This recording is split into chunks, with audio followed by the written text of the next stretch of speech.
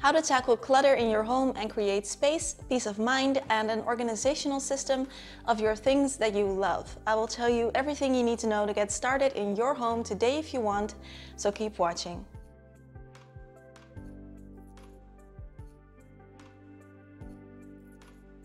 There are so many ways and different techniques to declutter your home.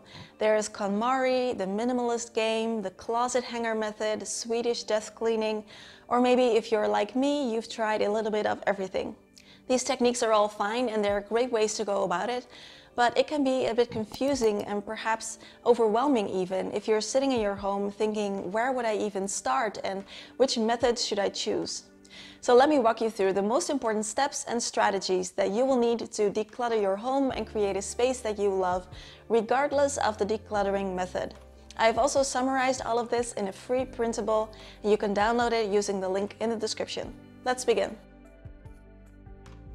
Something I have learned from the KonMari method and very practical and helpful during the decluttering process is to envision your dream space first.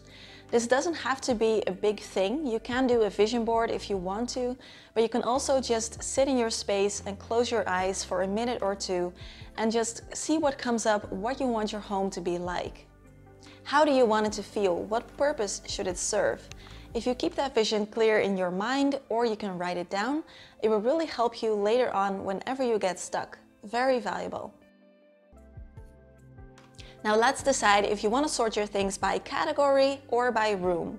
And this is something that a lot of the decluttering methods have a different opinion on. My favorite strategy is a combination of the two, and if you want to, you can just copy mine. Some things I like to tackle by category. These are clothes and accessories, books, papers, toys, electronics, cables, CDs, DVDs, etc., home accessories, and work/hobby related objects.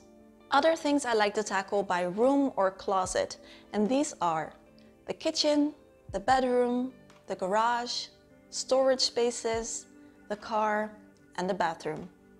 This combination works best for me. For example, with clothing and accessories, if you have them stored in multiple places in your home, it doesn't really make sense to declutter them by space. It's far better to gather everything that you own, all your clothes and accessories, into one big pile, see everything that you own, and decide from there. But for example, the kitchen items will most likely already be in your kitchen, which is also the only area where they will be used, so that works best to tackle as a room. When you start decluttering, whether it's a room or a category today, always take out everything that you own first. Create a big pile of it and go through all the items one by one. This may feel a bit time-consuming and overwhelming maybe, but it's really the most effective way. If you leave items in there, you will find that you have to go back to that space again and again because there will always be items there that you haven't really considered. So in the long run, taking everything out is more efficient. When going through your items one by one, how do you know which ones to keep and which ones to get rid of?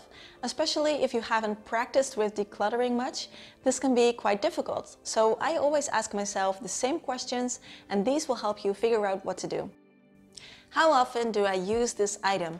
And be honest here, if you haven't used it in the last 6 months or a year, if it's a seasonal item, you probably don't need it. Do I have duplicates? How many do I need? In most cases, you only need one of a certain item, so if you have more than one, pick your favorite and get rid of the rest. Does this item spark joy? And this is the KonMari question, and it's based on how an item makes you feel. If you hold it and you feel a flush of joy, then the answer is yes. If you feel sad, guilty, stressed, or anything like that, the answer is no, and you can do without it. Do I want to bring this item with me into my future? And this is where your dream home you envisioned earlier can help you out. Sometimes an item has meant a lot to us in the past, so we feel bad about letting it go, when really it is okay to acknowledge that this item is not something that will keep serving us in the future. Does my current home do this item justice? I recently saw a documentary of a couple owning hundreds of pairs of shoes, all stored in their box throughout their home, never being worn or even looked at. They said that they love their shoes, but does this really do them justice? Perhaps only owning a few that you can actually enjoy wearing will add much more value. Do I need this item now? You don't have to hold on to things in case you might need them later. If you don't need them now, chances are you can do without them later as well. Would I buy this again if it broke? This is a great way to establish whether you actually need something or you just think you do. Is the item more valuable than the space it takes up? Items take up space and they require maintenance. Are they worth it, or would the extra empty space that you created by getting rid of the item be more valuable? Does this item serve the purpose of the room? If you have a room designed as a home office, but there are 3 big piles of books and magazines in there, do they really help you with working in this office? I find it very helpful to immediately decide what I'm going to do with the things that I'm getting rid of. So instead of creating one big pile of things that have to go, create a system and start sorting things into categories right away. This will help you to get rid of them more quickly and not keep bags and boxes of stuff lying around. I always sort them in the following categories: give away, sell, donate, recycle or toss.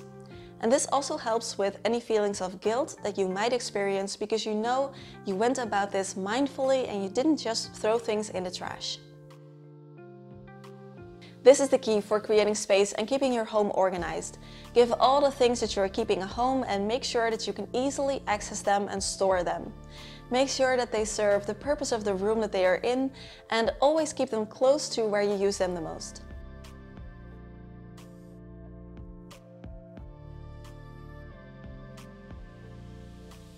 Decluttering is a skill, and like with all skills, practice makes better. If you start with these items, there's a very real chance that you will get stuck. But if you save them for last, you will have already practiced a lot and you will know what to do with them. I discuss decluttering sentimental items in my decluttering roadblocks video that you can find here, and of course I will also link it in the description down below for more advice about this topic.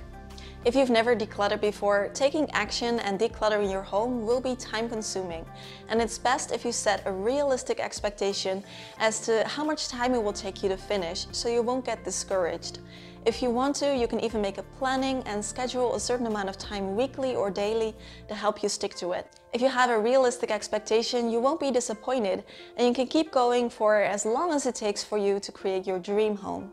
I hope this video helped you out. If it did, give it a big thumbs up. Don't forget to download the printable in the description, and of course subscribe to the channel for weekly videos. I will see you soon. Happy decluttering. Bye bye.